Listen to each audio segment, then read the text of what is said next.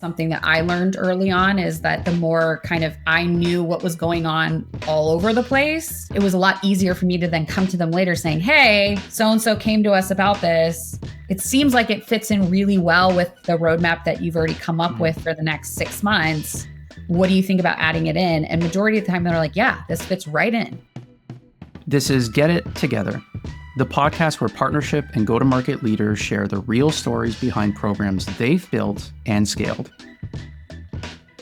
You are listening to Get It Together, and today we are diving into how partnerships aren't just a growth lever, they can actually shape the future of a company. My guest was Katie Landaal, SVP of Strategic Alliances at ZoomInfo, and we had a great conversation on keeping programs simple, why starting her career agency side has helped her in her partnerships journey.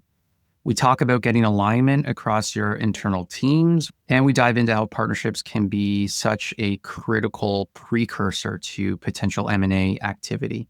I love this conversation. I took a ton of notes myself, and I'm sure you will too. Enjoy. All right. Hello, everybody, and welcome back to another episode of Get It Together, the PartnerStack podcast. Today, I am with the amazing Katie Landaal, SVP of Strategic Alliances at ZoomInfo. Katie, I know you've been on a few podcasts. I've listened to a number of them. You're certainly recognized as an incredible leader across all things go-to-market.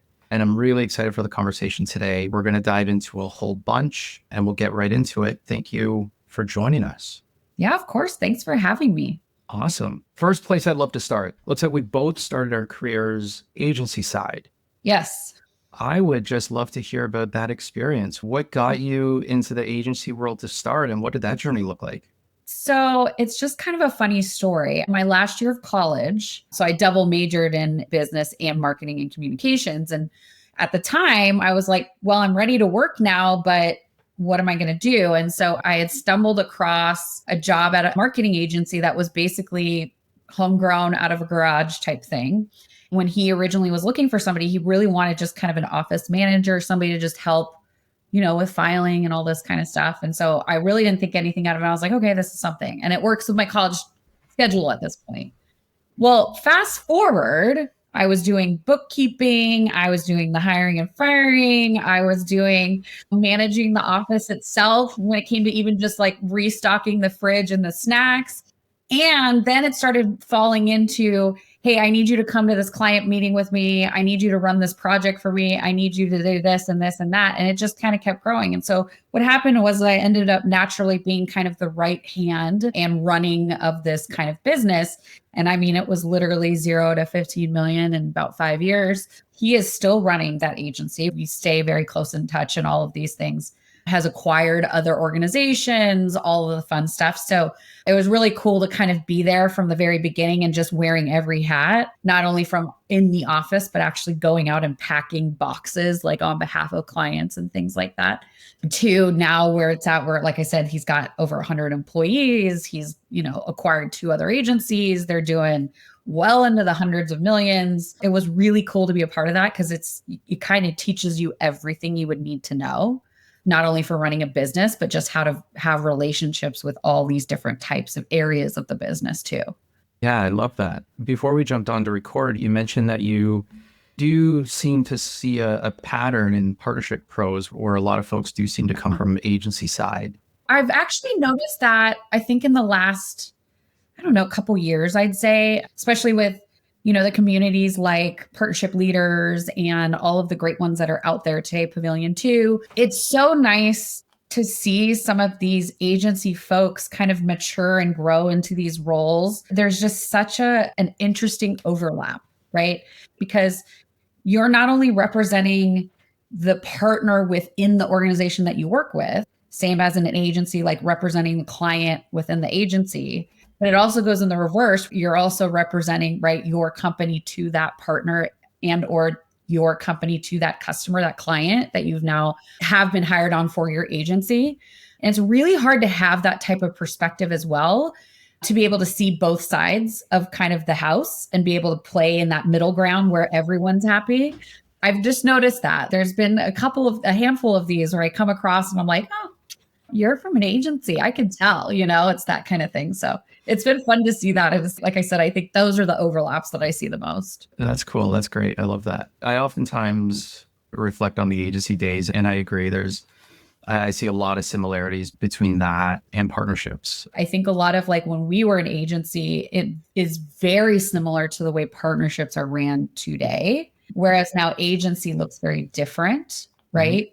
So it's really funny, the evolution. And I think that's probably why we see so many people from the agency world and partnerships, because it truly is. It's like, we're not an agency anymore. Now we're a partner team.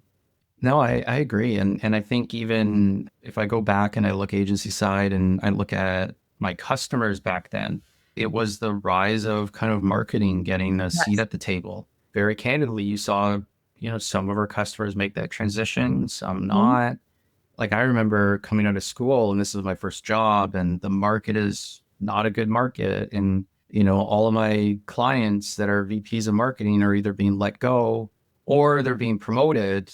A little bit of a parallel to partnerships now, right? There's so much emphasis on the impact that partnerships can have, but you got to make that leap. You got to actually drive that impact. And, I think companies are giving, partnerships a real seat at the table and an opportunity, but we got to grab it. Maybe let's talk about grabbing it, because you made that shift from agency.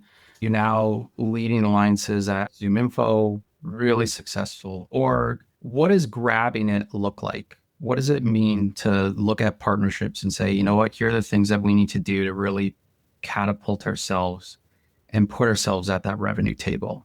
It looks a couple different ways, right? Depending on the organization that I've been with, the likes of the big guys out there, the Allstates, Ingram Micros, things like that. And I was running partnerships and ecosystem there, or running the programs, building them, whatever the case may be. And then all the way down to, small agency, like I said, where I started. And so what gave me that kind of insight is I'm flexible and scrappy enough where I can get stuff done, right? While at the same time, I have that very much high level corporate business view to know, is this the right way to go about it? And is it scalable for the long term? And is this actually going to render us the results that we want at the end of the day, right? Is this really driving where we should be going? And so when I went into partnerships and when I started kind of really being more honed in on this and focused on it, I noticed that, again, it was this kind of unique perspective where I could see both sides, very similar to agency, right? Making everyone happy, bringing it all together. Today with ZI, which is really fun and exciting for me, is just kind of this entire evolution and transformation of AI, like data and AI, and how does that fall into the entire tech stack, not only from a sales and customer lens, but also what does that look like for the evolution of product themselves? What does that look like for partnerships? What does that look like for consulting agencies, right? From all the way across the board, you're kind of having to tweak the way that you're doing things because we're just not doing the same thing anymore. So for us, the biggest places that I've been most focused on is really truly our partnerships that are driving evolution and driving results from a product perspective, more specifically. And that's just because that's the age that we're in right now, right? Yes, you could co-sell, you could refer, you could do all of those things all day long. But at the end of the day, unless you're bringing something very innovative, something new to the market, something that somebody else doesn't have or isn't doing as well at, you're just not going to get ahead in the market. And I think people, especially even the big houses like Salesforce, knows this. They have been the CRM giant forever. We all know this, right? But I think that they're starting to kind of lose a lot of that because now we're starting to see the way that it's evolving, where it's not just based on a CRM platform anymore, right? You're now seeing, like, example, the merger between Clary and SalesLoft and how that's all fitting in together now, and how they're utilizing other areas like a ServiceNow coming up with their own CRM that then is actionable. There's an evolution happening. Needless to say, it just means that partnerships are so much more important now more than ever, especially from a product lens. Going back to your original question of like, what have I been really grasping at? What have I been really pulling into our organization is those relationships. It's the ones that I'm like, you've got exactly what it is that we need. We have what you need. How do we bring our product teams together to build something like phenomenal for the market? And then how do we then build the go-to-market after that, right? That's kind of the shift that I've seen in a lot of the focus of the way that partnerships work today. Awesome. I love that answer. I think I'm going to say back part of what I think I heard. You tell me if this feels accurate. So I think part of what I heard was, there's a lot that we can do within partnerships. Candidly, some of it is going to lead to fairly incremental lift. And then there's sort of larger exponential type of things we can focus on. It sounds like that's what you're talking about is I got to go focus on kind of those big, meaty partnerships that will drive innovation, that will drive outsized value for our customer base. Is that a fair articulation? Fair. Yeah. Yes. And I don't want to devalue the incremental stuff either, because that obviously, as long as you can run that as efficiently as possible, and as long as you can run that as a machine, it's a lot easier to kind of not have as much focus on that part because you know that it's running the way that it should be, right? And doing what it's supposed to be doing. That's how kind of we've set it up here. So a lot of for example, using PartnerStack for our referral and affiliate programs and kind of some of the deeper integrations that we've had with you guys, right? I know that I can trust what's going on over there because it's just running as a machine and I have less to worry about. Which is why a partnership with PartnerStack is so critical for us. The stuff, yes, the more meaty stuff that I'm focused on now, yes, it takes longer to get to that revenue and the return on investment, obviously. But at the end of the day, you kind of have these kind of bigger whale situations that come in and you're like, all that hard work for the last 18 months, this is what it came to, right? So those are the ones that I would say are taking up the most amount of my time right now. But all things are incredibly exciting and I can't wait to be able to share them and all that. Cool. Was that on your part a very conscious decision to say, okay, I need to be able to do two things. I need to be able to have my foundation in place that is predictable, kind of driving that incremental growth, week over week. Yeah. So the first few years really truly was building a machine. And that is the area that I needed and wanted to focus on, knowing that in the 3 to 5 year plan, I wanted to put myself in a position now where, like I said, I can kind of say, yep, it's good. We want to expand and do those things, but I don't have to spend, 90% of my time trying to build something that doesn't exist today. Now that foundation is there. Now the baseline is there, exactly what you had said. I can now move into kind of these bigger, larger, more strategic thinking, forward thinking areas of the business. And I think, again, a lot of that is dictated by what our priorities are as an organization. It just happens to be right now, we're very product focused, right? I mean, which is natural to the market. The rest of the market's also doing that. Everyone is extremely product focused right now. Who's coming out with the new stuff, especially when it comes to AI. And so for me, that kind of forced me into this place of, okay, now I can actually go chase all of these things that were pie in the sky scenarios that are now real tangible things sitting in my lap that we got to execute and get done, right? It's not the simple kind of machine that you're usually doing for an entire partner ecosystem that's running and doing the things that it needs to be doing. Now I'm kind of getting into the like rebuild. What can we come up with? How does this look together? That's awesome. So I want to dive into the two things you mentioned there. I want to dive into AI a little bit. I want to dive into the big, meaty product-based partnerships. But the machine, the foundation, going through that over the course of a couple of years, any insights or anything that you would share with folks that are maybe struggling with getting out from under that? Yes. What I always share typically when folks ask me kind of how did I do it and how did we do it here at ZI, and really in any of my previous roles, by the way, like it's all the same and kind of similar scenarios that were just being built from scratch. Start simple and start small. Try to create this, multi-tier partner system with, all these intricacies and MDF funding and all this kind of fun stuff. That's all great. And you should absolutely aspire to be there. But I think if you're in a spot that you're not in a well-oiled machine, focus on making your programs very simple, straightforward, make them run, make them work, then start adding on those other things to then scale it, make it bigger and go, right? That's how we kind of have done it here. And now it's nice because it's running as a machine. And now the conversations that we have are, how do we make this even bigger for next year? So I always tell people, start small, start simple. I've noticed that works much better. Yeah, that seems to be a recurring piece of advice that I'm hearing from folks that are really, I think, leading at the forefront of partnerships and all things ecosystems. And there's a lot of folks that aren't heeding that advice. And, they're creating these incredibly complex programs right out of the gate. And, if you can't get it to work with a couple, why are you even incentivizing the team to just go bring on as many partners as possible? Even starting with incentives aren't in the right place. So I love that. That's great.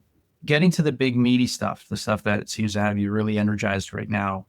How are you identifying potential product partnerships when there's so much out there, right? Everybody's talking a big game. How are you mapping the market and how are you sifting through all that?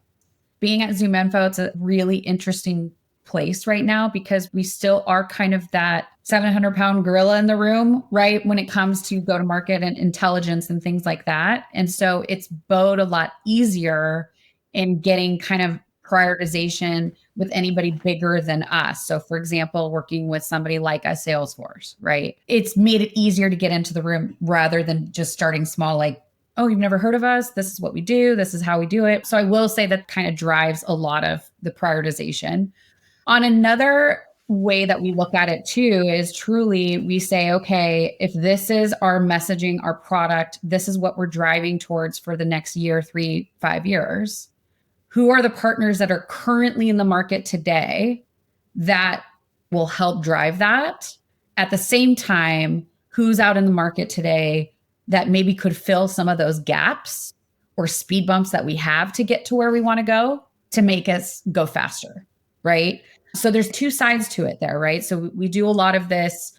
We want to partner and then we figure out maybe long-term it is something where it is an acquisition, right? An M&A or a merger or something along those lines that we see value in both sides. We always start with partnership first. It's a little bit of a way of kind of testing the grounds. Like, are they really fitting into the culture that you've built? Are they really fitting into the systems that you've built? So that's kind of a little bit of just the way that my mind works when we look at partnerships and things like that. When we're talking about the big whales, obviously it's not like, hey, Salesforce, I think we should buy you. Like, no, that's not the conversation at all. It's more of a, hey, there's a clear need in the market, right? We both cover pretty much majority of upmarket and all enterprise and things like that. There's a natural merriment there. How can we create something that really does bring something different to those enterprise customers that they could not just go and grab from someone else or try to build themselves unless they were willing to spend millions of dollars on doing it themselves? Again, DCI is in a very unique position because we are a data house. You need data to run any of your AI. As much as people like to think that, oh, I could just run it on my own stuff, it's still the tried and true. If you've got garbage in, you've got garbage coming out. So it's super, super important to have the right type of data fabric from the foundation, which again has just made it easier with some of these product decisions and partnerships that we've been going into as of late. So, yeah. So you're taking a strategic multi-year view that ZoomInfo has. Sounds like that is largely and heavily influenced by your customer base and the value that you want to provide to them. Yep. That's your starting point. And then you're going out and seeing, okay, who's out there that could potentially help us get to that future state that we're looking for. Right. Or even just what makes the story stronger. Right. Right. That's the other thing that I think is really interesting about partnerships right now is we all now see that not one product or brand is going out there completely on their own anymore because they know that that's just not sustainable and it's not something that's really going to get you past that glass ceiling. When you start getting into this kind of stage of your business, you realize I'm not going to hire more salespeople. So how else can I drive more and more sales and more consumption? Well, you do that with partners and through those partnerships and so forth, whether it's product based or if it's from the go-to-market perspective or even just from like a consulting and solutions perspective, either way, you've got to have partners within your ecosystem to help push past that, like I said, glass ceiling that your sales organization is able to do on their own. And so, given how product oriented some of these conversations are, how tightly integrated or aligned with the product team are you on the partnership side? I would say almost 100%, in a sense that I have really pushed to bridge that gap between product and go to market. I think we're seen as the bridge that falls in between both organizations, because we all know that there's sometimes a disparity between the two.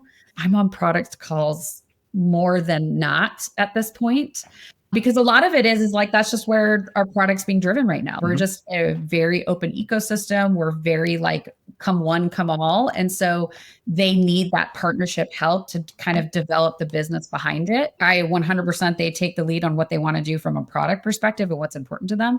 I'm just there to help facilitate and make sure that it's consumable to our customers, that our go-to-market teams and sales teams understand it, that it's really bringing the benefit to the organization the way it should be, and not just something that's, oh, by the way, we can connect to this, I don't know, random, tech stack that's way over here somewhere.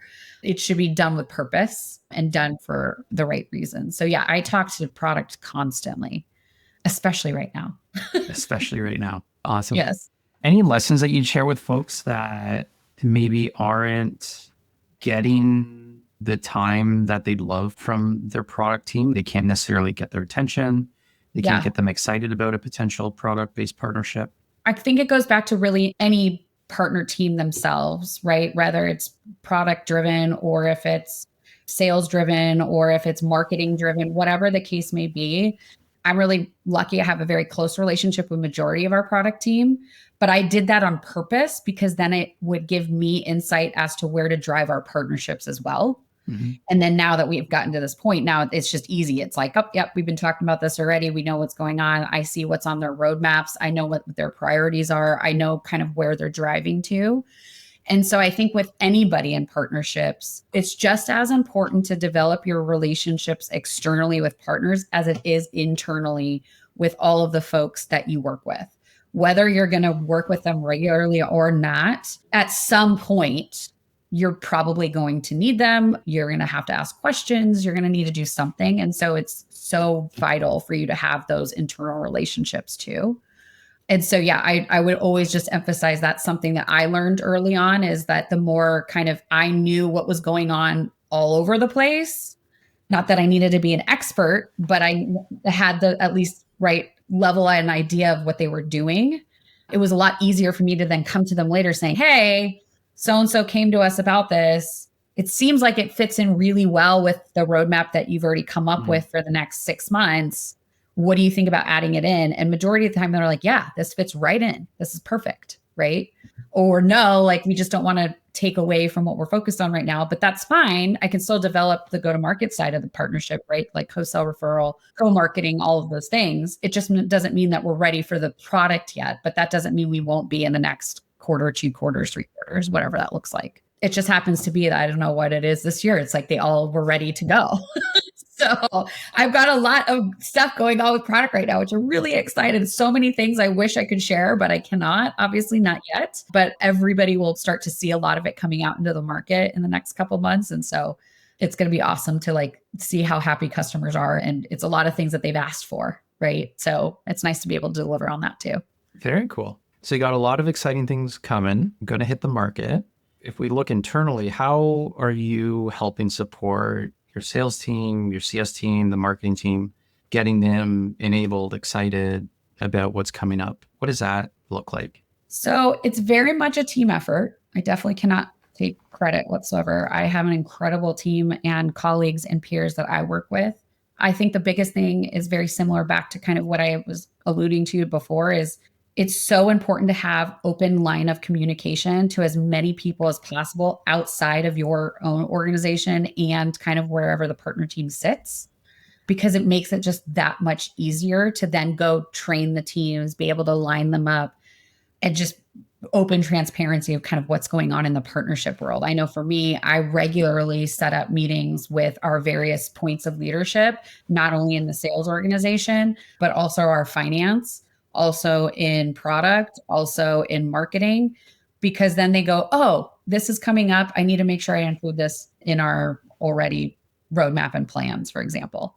That open line of communication is so critical. It's so crucial for any partner team success. That's what I would at least suggest. And that's what I do today to make sure that's still rolling out. And then when it just training and enabling everybody, it's again, talking to the enablement team, talking to the sales teams, talking to the sales leaders, the CSM leaders, everybody, just making sure that we are all in alignment and knowing what's going on. So, you're developing value for them too, is the really important part. Perfect. You ready to talk about AI? Sure. Everybody wants to talk about AI. Everybody wants to talk about AI. Maybe let's start with your team in partnerships. How are you folks leveraging AI?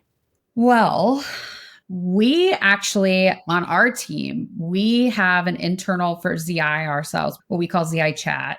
And it's essentially our own homegrown kind of AI platform.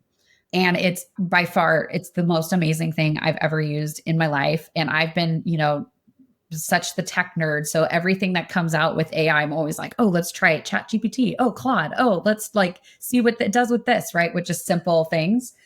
What's really interesting about ours is we've been able to actually bring all of the different GPTs basically in and together. And then the user themselves can kind of select which one they want to use depending on kind of what the prompt is, what they're asking. Because we all know, right, Chat GPT is more for creative. If you're looking for something that's more specific to really deep research based and really looking at context and pulling the right data points that you need, Claude usually is kind of the one that at least most have been using. So for ours, it's kind of cool that going into it, you can just already automatically ask it. Then on top of that, it's connected to all of our internal systems, everything. So if I ask it, help me find some of these calls that I've had with Deloitte, for example, one of our main GSI partners, help me find, some of the gaps that are going on there and why it's not moving as quickly in the partnership. It'll literally go through all emails, Slack messages, our recorded calls, transcripts, decks. Literally, it'll go everywhere. It will go through everything and come back to me with this huge report of saying, well, this is what's happening here. There's been a change with this partner. And now we haven't been able to line up with your rep and that new partner and so forth. And here's some of the things that they've been talking about in the market. And this is probably where we need to shift our focus from a partnership perspective and all that kind of stuff. So that's how we use it internally. So I've got, my cloud team, for example, they use it constantly. They're always asking it hey, do you see any overlap or value if our rep brings up this specific cloud for this marketplace transaction for this, renewal or upsell or whatever the case may be. So instead of them having to spend hours trying to find this stuff either within our CRM or going around and asking every rep individually, now they're able to just go somewhere and say, hey, help me find the reps I need to talk to this week about these deals specific to, let's say, Google or specific to AWS. And it'll just pop everything up for them, everything they need to know. And then they just go to the rep already prepped and prepared. And then most of the time it's more of a 5-minute conversation versus a 45-minute conversation of, wait, I'm sorry, what do you do for us here at ZI as a partner team? Or what am I supposed to tell the customer about this cloud marketplace? It just takes all of that away, which is really nice. We use it a lot. I think that if you don't, you're really missing out, number one. And number two, I think you will easily get kind of pushed out because you have to have the acumen to be able to actually not only build the prompts, but be able to use it on a day-to-day basis to make yourself either more efficient or move faster. That's the way the entire kind of market is going right now. So you just don't want to be left behind. Yeah, I would agree with that sentiment for sure. Who internally manages all of that? Who's making sure that everything's connected and the outputs are trustworthy and all that fun stuff? All the fun things, yeah. Yeah. We have a chief strategy officer, actually, and he runs that entire, that's all he's been doing for the last, a while. It's been 2 years, I think, in the making. He has an entire engineering org under that. I think eventually, the thought is that we've built this kind of incredible machine internally for ourselves. What really it's going to be is us pushing it out commercially to others to make it easy. Right now, what you're seeing in the market is a lot of these, especially enterprise or even large enough mid markets, they just aren't AI savvy enough to know how do I integrate all of these different things together to actually get the outputs that I want it to do, whether it's for my finance team, my HR team, my sales team, my marketing team, whoever it is. That's the way we're using it internally, for example. So everybody uses it in some way, shape, or form. How do we push this out commercially? Well, the thought is okay, if we can use it internally first, right, and really nail it down and get it to where we want it to be, that's something that we can then share with our customers, say, hey, this is a much easier process for you now. Now you're not having to know what code to write, or now you don't really have to know how to connect the different systems together. We're trying to kind of provide that for our customers, which is why, again, we're becoming more and more that go-to-market intelligence platform, because it's true. We're kind of trying to become the brain for you in a way, right? It's really interesting how it's all kind of coming together and how we've evolved through it. Yeah, that's super interesting. What was adoption like internally? Did that come pretty quickly? It was a pretty fast adoption, I think. So Henry, our CEO, was very much like, guys, we have this, use it. Look how I used it today. Lead by example, right? And so he really took the bull by the horns and he was leading by example. And I think people just were like, oh yeah, this is cool. Oh yeah, this is cool. Oh, I could use it for this, or I could use it for that. Or they were seeing somebody else doing some incredible report work and they were like, how do I do that? Right. And they're going over to their neighbor and their neighbor's like, oh, it's easy. You just say da, da, da, da, and then you get all these things. So, I mean, we adopted it fast within our organization, which has been great. The numbers just continue to go up every day. I wouldn't be surprised if we're at 100% easily by the end of the year, if not sooner, quite frankly. Very cool stuff happening though. Yeah, that's great.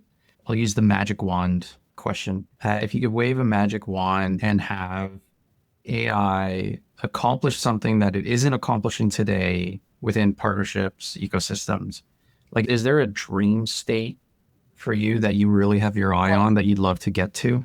I think that's hard to answer, number one, because I think a lot of the stuff that we have to, it is possible. I just need the engineering team to take the time to build it, right? So that it brings the right modeling together to give the answers that I need it to give me.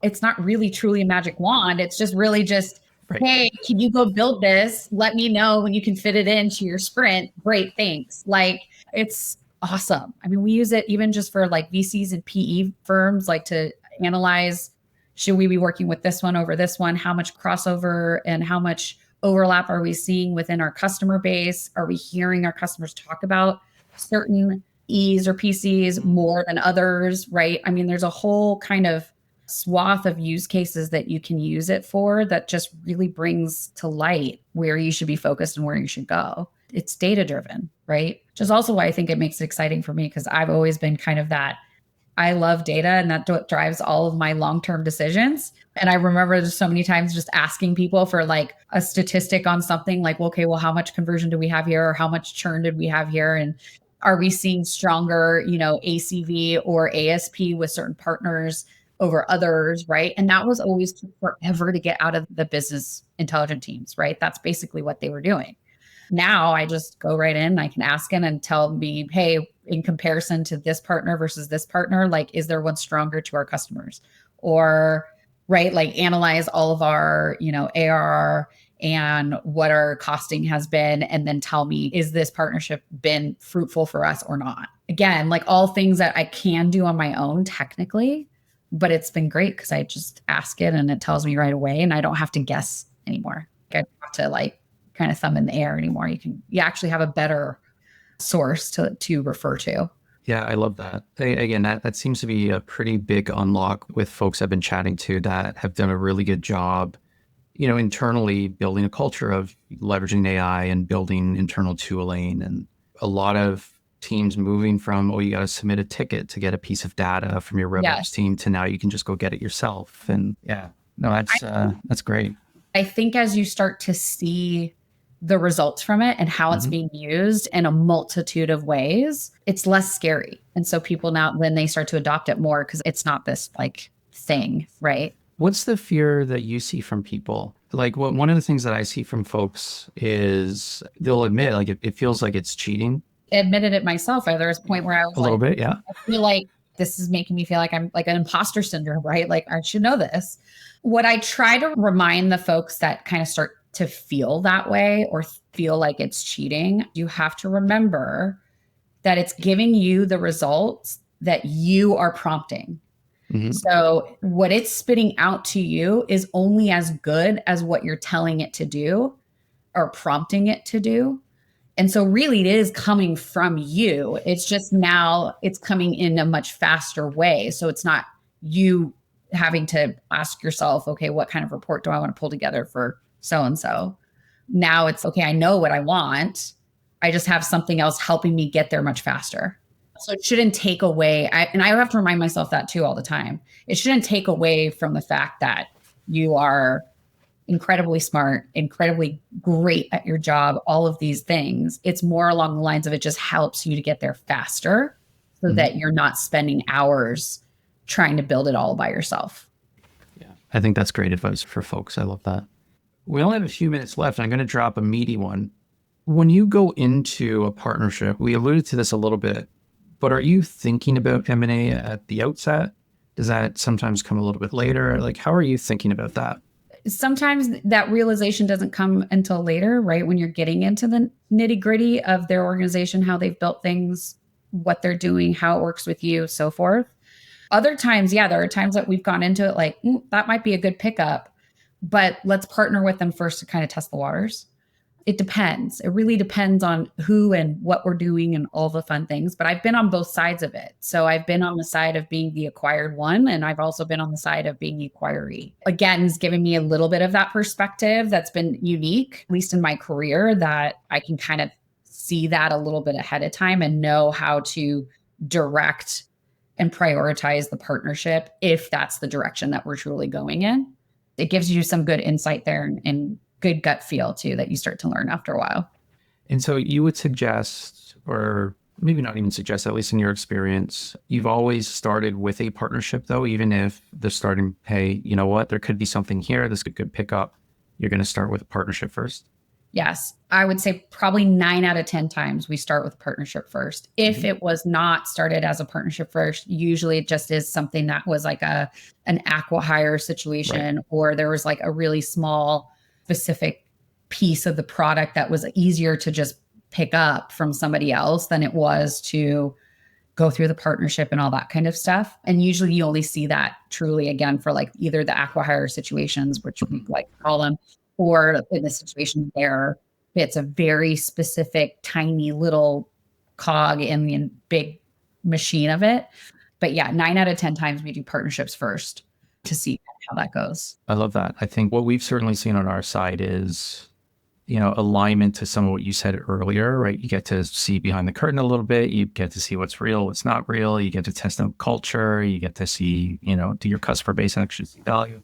There's a lot there that I think partnership leaders can kind of think about because, career-wise, a pretty big swing when you're starting to talk about M&A, and a lot of partner leaders are ignoring that as an opportunity. They do, and they shouldn't. I learned a lot transparently even before ZoomInfo. So when I was back at web.com, my entire partner team and strategy team rolled in directly to our chief M&A officer, basically. Oh, interesting. And I learned a ton there because I could see all day long exactly what it was that he was looking for, exactly the financials, context, even down to, what does the C-suite look like? How do they handle customer escalations? How do they treat their entire P&L, all the things. That taught me a ton just from being in that group at that time. And I think that's what's bode really well to kind of that viewpoint and business acumen when it comes to, hey, this could be a great pickup for us. We should do a partnership first so I can kind of start checking all of those boxes before actually starting to go down the true M&A path. I definitely am not an expert in by any means. I think I can just scratch the surface of it. I've got financial partners and the CFO org, obviously, that are much more like these guys know exactly what they're doing all day, every day. But for me, from like a true kind of business perspective and from like a strategy perspective, that's what really I've loved about it. And I know that, in the future, that's something that I can always just continue to just go after if I really wanted to, just since I've kind of seen enough of it at this point or been a part of it enough at this point. But yeah, I think partnership leaders definitely should always consider it. It's fun, truly. Yeah. Oh, no, totally. Yeah. I've been through a few and it's a roller coaster. And honestly, partnership people are the only ones that kind of get it too, right? Because it's such a roller coaster and you have to pivot quickly and you have to like change something fast or whatever the case may be. And so that's probably why we love it so much. We're suckers for glutton, it's just, I don't know. Yeah. Partnership people and agency people. True. It's all true.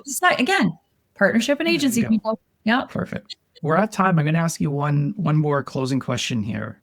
Yeah. I've heard you say elsewhere that your sort of leadership philosophy style tries to revolve around this idea of courage, clarity, curiosity. There are 3 C's. The 3 C's. How has that played out, working in partnerships, and more specifically than play out, because that's pretty broad? How would you suggest partner leaders take that to heart and kind of action it every single day? I mean, you can use it everywhere in a very broad, like you said, very broad way, or even just individually with your own team that's reporting into you, right? I try to practice those 3 C's every single day, not only leading my team, but also talking to my peers and other leadership within the organization. Have the courage to say, hey, I don't think this is going to work. Or I think this is going to work and I'm putting my foot in the ground about this, like I'm digging my heels in and we're doing it. So being curious means, at least to me, and the way that I look at it is I always want to look at both sides of the fence at all times. I want to know if I want to move forward with a partnership, for example, I'm looking at it from their lens. Does this actually make sense for them to do? Does this actually make sense for me to do? Are there areas that I just are a bit gray for me that I don't know and I need to get some clarity on? I need to go chase those facts, go chase those financials, customer reviews, whatever the case may be. I always just want to make sure that any decision that I make is made with that curiosity first, which then gains the clarity then after. And the clarity, again, is just having taking the emotion out of it, very like factual. What have you gotten out of being so curious, right? And so that's kind of how I run it. But again, I do it from individuals, like even on my one-on-ones, I ask them a million questions and really push them. And then all the way to, when I'm in meetings with some of our C-suite, I'm doing the same thing with them. Integrity is the other one that's a really big one for me. That's my 4th. Integrity in all of my relationships, partnerships, whether personal or professional, integrity is the number one thing that I'm always here for. I would rather die on a sword for something that I think is the right thing to do versus, crappy thing to do to somebody else. And my whole organization, I've been so incredibly blessed and lucky. They are all like meet every single one of those. And they have just been incredible and they all practice the same thing. And again, I think that just makes a really strong partner leader because it makes you easy to work with and you're honest and you're making sure that you're actually understanding the full scenario, not just jumping in and giving an answer about something or anything like that. I love it. The 3 C's and the 1 I. It's perfect. Yes, I know, right? 3 C's, 1 I. Yeah, that's perfect. Awesome. Well, Katie, thank you so much. I had a ton of fun in the conversation. I think there's a lot to take away here. So really appreciate it. Yeah, no problem. Well, thanks for having me. And yeah, let me know if you ever want to chat on anything again. Yeah. How can folks reach you if they want to get in touch? It's the usual things, LinkedIn, email. I mean, if you have ZoomInfo, all my info is in there too. So there you go. You're welcome to reach out to me anytime. I'm always happy to help or answer any questions or even just be a sounding board for anybody. I'm always open to that all the time. Awesome. Perfect. Well, Katie, thank you so much. Awesome. Thanks. Thanks for listening to Get It Together. If you want more resources to help you build and scale your partnership program, be sure to follow us on your favorite podcast app. And get more proven tips and tools at partnerstack.com/getittogether.